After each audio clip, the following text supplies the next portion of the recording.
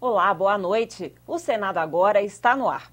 O governo apresentou hoje o requerimento para a instalação de mais uma CPI mista no Congresso. O novo pedido se une aos outros 3 e investiga, além da Petrobras, denúncias de corrupção e desvio de dinheiro contra a oposição.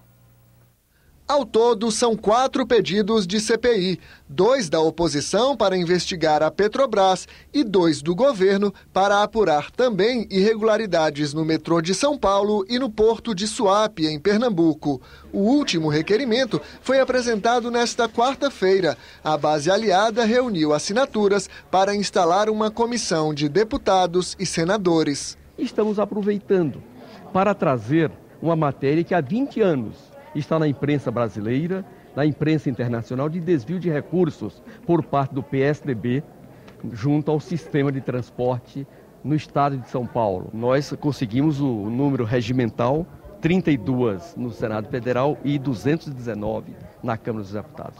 Agora são 2 pedidos para a instalação de CPIs mistas, um do governo e outro da oposição, apresentado na última terça-feira. Esses 2 requerimentos só devem ser lidos no dia 15 de abril, na próxima sessão do Congresso Nacional. Até lá, as comissões não podem ser instaladas. No Senado, os 2 pedidos para a criação de CPIs ainda dependem de uma decisão da Comissão de Constituição e Justiça. Oposição e governo. Um lado quer anular a CPI do outro. A CCJ vai resolver sobre a validade dos recursos. Estou convocando agora a Comissão de Justiça para terça-feira, às 14h30, para estabelecermos como pauta única a discussão das 2 questões de ordem que foram negadas pelo presidente da Casa e que de ofício encaminhou à CPI, à Comissão de Constituição e Justiça. A oposição quer uma investigação específica para a Petrobras. O Supremo Tribunal Federal já decidiu muitas vezes que nós precisamos ter, para que uma CPI se instale, a presença de 3 requisitos. Um número de assinaturas que a Constituição exige, um objeto delimitado, claro, e o tempo definido. Cumpridas essas condições, e o presidente Renan disse ontem que elas estão cumpridas no caso da nossa CPI, é dever do presidente do Senado abrir prazo para a indicação dos membros. Mas o presidente Renan Calheiros avisou que deve instalar apenas uma CPI para investigar também as irregularidades em órgãos comandados pela oposição. Não me compete saber se existe excesso ou escassez de requerimento. O que me competia fazer e fiz era decidir que pode sim a maioria acrescer novos fatos determinados. Essa foi a decisão. A Comissão de Agricultura aprovou um requerimento para discutir a MP 636, que trata da regularização fundiária de assentamentos do INCRA. Os senadores também aprovaram a ampliação do prazo para a utilização de créditos de incentivos fiscais na região Nordeste e na Amazônia Legal. Mas a votação do Marco Legal do Cooperativismo foi adiada. O plenário da comissão recebeu representantes de entidades nacionais na expectativa de aprovação do Marco Legal do Cooperativismo. Mas 5 emendas do senador Eduardo Suplicy surpreenderam o relator Valdemir Moca e adiaram a votação da matéria. Eu gastei praticamente um ano, o senador sabe disso, de elaborando um texto que eu julgava que ele era consenso. Até porque quando foi para submeter aqui, eu consultei. E agora estou sendo surpreendido, com um relatório. E quando eu conversava com o senador Suplicy e os representantes, a impressão que eu tinha, evidentemente, é que isso seria um texto de convergência. Houve uma colaboração muito significativa do governo pelos seus diversos órgãos, coordenada pela Casa Civil. Foi aprovada a ampliação do prazo para a utilização do incentivo fiscal no Nordeste e na Amazônia Legal. Pelo relatório da senadora Ana Amélia, projetos aprovados e protocolados até 31 de dezembro de 2018 terão 10 anos para a utilização dos créditos do incentivo. Já o senador Jaime Campos sugeriu um requerimento aprovado pela comissão para discutir a medida provisória 636, que trata da regularização dos assentamentos rurais. O parlamentar propõe que sejam aplicados aos assentamentos os mesmos critérios da agricultura familiar na concessão de escrituras.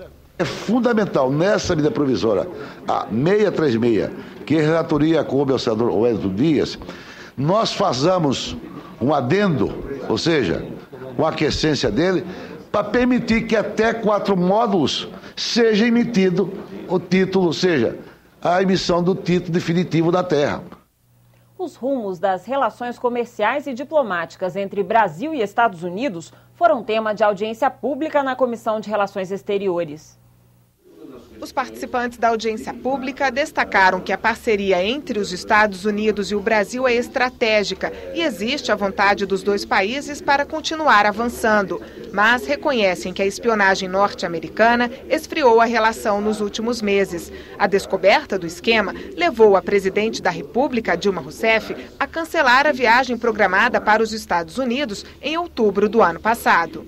São perdidos já 6,5 bilhões de dólares em negócios dos Estados Unidos com o Brasil em função desses incidentes. O Executivo e o Legislativo americanos hoje estão empenhados em reformar, em conter as atividades desse tipo para que elas, enfim, fortaleçam em vez de prejudicar o relacionamento internacional dos Estados Unidos. Apesar do adiamento, eu gostaria de sublinhar isso, não se tratou de um cancelamento, do adiamento da visita da senhora Presidenta da República a Washington, os canais de diálogo continuam abertos. Reuniões de mecanismos bilaterais têm sido realizadas com a geração de resultados concretos. Uma prova de que os dois países buscam entendimentos para superar o episódio da espionagem é a participação do governo norte-americano na Conferência Internacional sobre Governança na Internet, que o Brasil promove em São Paulo nos dias 23 e 24 deste mês. Os Estados Unidos são o maior investidor externo no Brasil e seguem como o segundo maior parceiro comercial.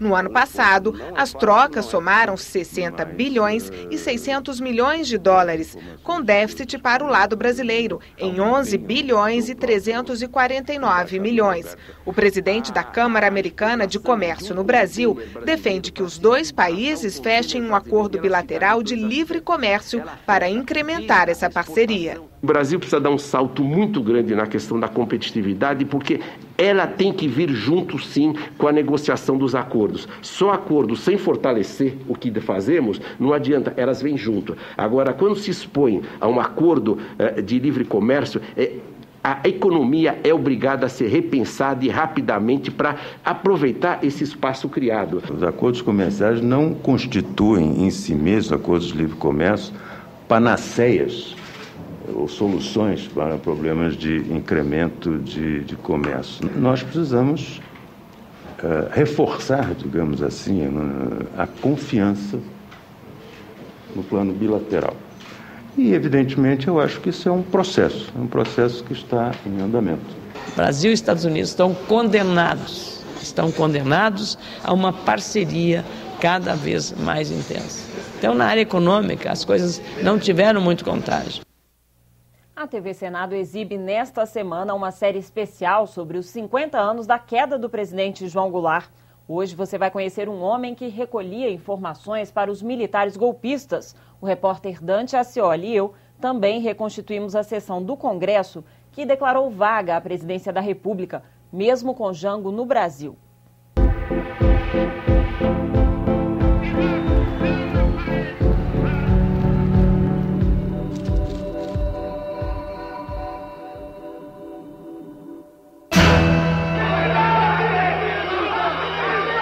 De abril, 2h40 da manhã. Senadores e deputados se reúnem no plenário da Câmara para uma sessão convocada às pressas.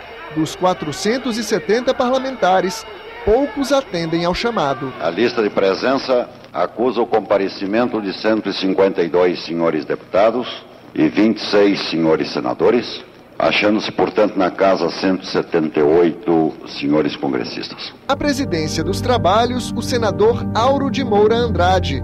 O paulista, de 49 anos, havia participado da Marcha da Família com Deus pela Liberdade, um manifesto contra Jango em São Paulo. O comunismo ateu. Aqui no plenário da Câmara, o senador Moura Andrade desligou os microfones de à parte, usados pelos outros parlamentares, E apesar dos protestos e dos gritos desesperados dos governistas, negou a palavra ao deputado Bocaiúva Cunha, vice-líder do presidente João Goulart. Não é possível. Antes de colocar o tema, Vossa Excelência não pode me pedir questões de ordem. Moura Andrade fez a declaração que os militares esperavam. Comunico ao Congresso Nacional que o senhor João Goulart deixou o governo da República.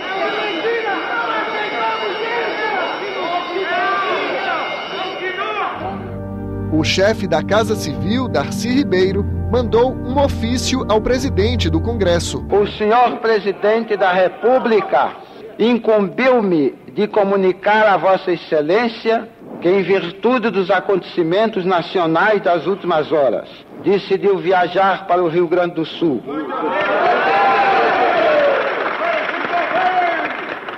Onde se encontra à frente das tropas militares legalistas e no pleno exercício dos poderes constitucionais com o seu ministério. Mas o senador Moura Andrade não deu ouvidos. O senhor presidente da República deixou a sede do governo. Abandonou o governo. Assim sendo, declaro vaga a presidência da República. A sessão foi encerrada às 3 da manhã, mas a gravação do áudio seguiu por mais alguns minutos. Moura Andrade deixa o plenário sob a vaia e os protestos dos aliados de Jango, oficialmente deposto. Eu vou sua vez, golpista!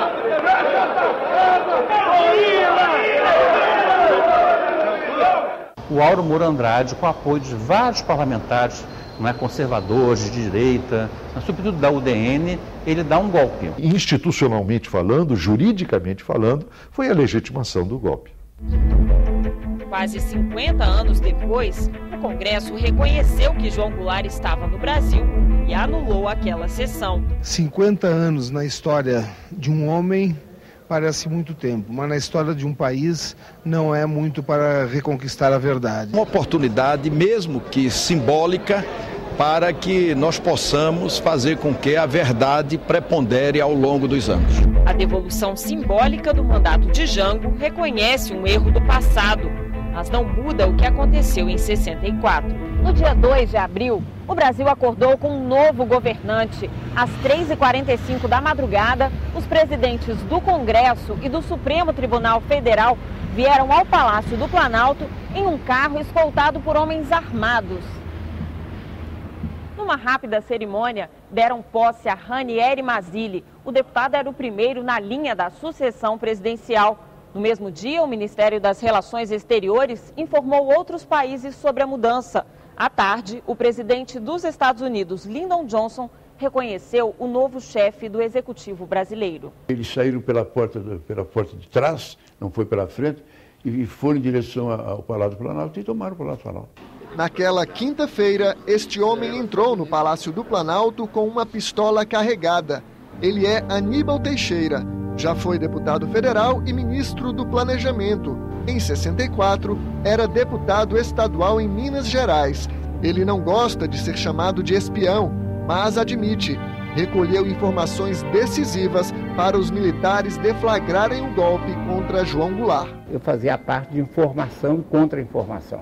Eu fazia um desenho com pesquisa de como estava o empresariado, como estava a própria imprensa, para poder dar as dimensões do que poderia vir a ser esse movimento. Aníbal trabalhava para o general Carlos Guedes. O comandante da infantaria em Belo Horizonte queria ter certeza de que a tropa de 1.600 homens a caminho de Brasília não seria recebida a bala por milícias fiéis a Jango. Eu posei aqui clandestinamente, sem autorização. Vim ao Congresso, tive contato aqui com o Mazzilli, com outras lideranças. A ordem era ocupar Brasília. As tropas mineiras chegaram à capital sem disparar ou receber um tiro e ficaram a postos na Praça dos Três Poderes com uma missão. Garantir o funcionamento do Congresso, garantir a ordem, não houve nenhum tumulto em Brasília. No Congresso, Aníbal Teixeira conversou com parlamentares e acompanhou as sessões. No Senado, a maioria apoiava o golpe. O senhor João Goulart evidenciou demais a sua política de favorecimento à implantação atrevida do comunismo no Brasil. A nacionalidade estava seriamente ameaçada. As Forças Armadas colocadas à beira do abismo da desmoralização. O senador Arthur Virgílio, líder do PTB, condenou a manobra que derrubou o presidente. Estou solidário com o senhor João Belchior Marques Goulart. Solidário ontem, solidário hoje. Estive ao lado de Sua Excelência até os últimos minutos, enquanto ele se encontrou em Brasília. Fui levá-lo ao aeroporto. Mais do que nunca, estarei nesta tribuna enquanto puder falar. Na Câmara, deputados não escondiam a ligação com líderes militares do golpe. Acabo de ter comunicação telefônica com o senhor general Humberto Castelo Branco, que me avisou que no momento todo o movimento do Rio Grande do Sul foi acabado. Em Porto Alegre, Leonel Brizola incitava a população a resistir e defender João Goulart. Leonel de Moura Brizola assume um papel, e hoje isso é inegável, de verdadeiro incendiário. Desde 63, Brizola convocava a população a integrar grupos de 11 pessoas como um time de futebol, armados para defender o governo de Jango e as reformas. O Grupo dos 11 serviu muito mais como pretexto para os grupos conservadores alardearem o perigo de uma guerra revolucionária do que propriamente esses grupos terem força para fazerem isso. Sem apoio popular, com a ameaça de militares vindos do interior, João Goulart recusou os planos de resistência do cunhado e voou para uma fazenda no município gaúcho de São Borja. O presidente João Goulart não quis resistir. Ele não queria que houvesse derramamento de sangue. Ele percebeu que aquela resistência redundaria no fracasso, não é? Sobretudo pelo apoio norte-americano, e que isso iria dar início à guerra civil. Eu, pessoalmente, acho que foi um gesto de grandeza. Eu acho que João Goulart percebeu a impraticabilidade de uma reação que a essa altura teria que ser uma reação armada. Isso está na personalidade, na natureza de João Goulart. Na Câmara, Tancredo Neves renunciou à liderança do governo. A defesa de João Goulart coube ao deputado Sérgio Magalhães, que denunciou: a caça às bruxas começava a varrer o país. O deputado Neiva Moreira, o deputado Marcos da Costa Santos, o deputado Eloy Dutra estão presos, provando já a arbitrariedade e o abuso de um regime de exceção que se instalou no país. A Universidade de Brasília também foi alvo dos militares. A UNB tinha sido criada em 62 e idealizada por intelectuais como Anísio Teixeira e Darcy Ribeiro, chefe da Casa Civil de Jango. A universidade era um símbolo das ideias de esquerda. Eles entraram, invadiram a universidade, prenderam professores, bateram em professores e alunos, entraram com caminhões para retirar os livros da biblioteca que eles achavam que eram livros de esquerda. Os estudantes de Brasília tentaram resistir. Jorge Bodansky participou e registrou os protestos. A gente estava educado para tomar o poder e não para entregar o poder para os militares, né? Foram 55 horas de ação militar no país, com tanques e metralhadoras a postos, mas não houve combates. Na hora que um gesto de força se levanta contra o Goulart, não tem ninguém para defendê-lo. No Rio de Janeiro, a população saiu às ruas, mas foi para comemorar. A Marcha da Família, com Deus pela Liberdade, na ex-capital da República, reuniu quase 1 milhão de pessoas. O Brasil inteiro aceitou aquela mudança do regime. Iam acabar as greves, ia acabar aquela apreensão total. Aceitaram os militares. No Congresso, os vencedores também comemoraram a queda de João Goulart. A exemplo do que ocorreu na Guanabara, também na Paraíba ontem, se realizaram diferentes manifestações em quase todas as cidades do estado de aplauso em virtude da queda do ex-presidente João Goulart. Do outro lado, a preocupação de parlamentares contrários ao golpe. Há mesmo um clima de terror, um clima de violência, um clima de ameaças que já paira inclusive sobre este plenário. Os jornais de hoje já publicam a relação de 40 senhores deputados escolhidos para serem expulsos mediante cassação de mandado. A degola veio uma semana depois, com o ato institucional assinado por uma junta militar. O Comando Supremo da Revolução passou por cima da autoridade do Congresso, cassou 40 deputados e senadores e convocou o parlamento para, no dia seguinte, indicar um novo presidente da República. Na eleição indireta, venceu Humberto de Alencar Castelo Branco, um dos líderes do golpe, e o destino de 79 milhões de brasileiros ficou na mão de um general eleito por 361 pessoas. Caminharemos para a frente com a segurança de que o remédio para os malefícios da extrema esquerda não será o nascimento de uma direita reacionária. Quando Castelo Branco tomou posse, o presidente deposto já tinha se exilado com a família no Uruguai. Lá, João Goulart recebeu a notícia da cassação de seus direitos políticos no primeiro ato institucional. Hoje, acho que os grandes defeitos da democracia brasileira, muitos deles foram gerados naquele período em que o Brasil ficou sem os seus líderes. Jango morreu no exílio sem nunca regressar ao Brasil.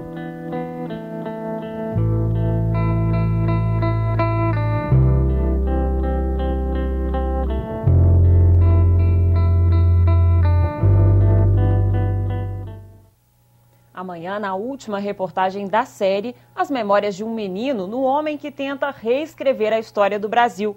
O filho de Jango volta pela primeira vez em 50 anos à casa que a família Goulart teve que abandonar às pressas por causa do golpe. Você terá outras informações a qualquer momento em nossa programação. Boa noite.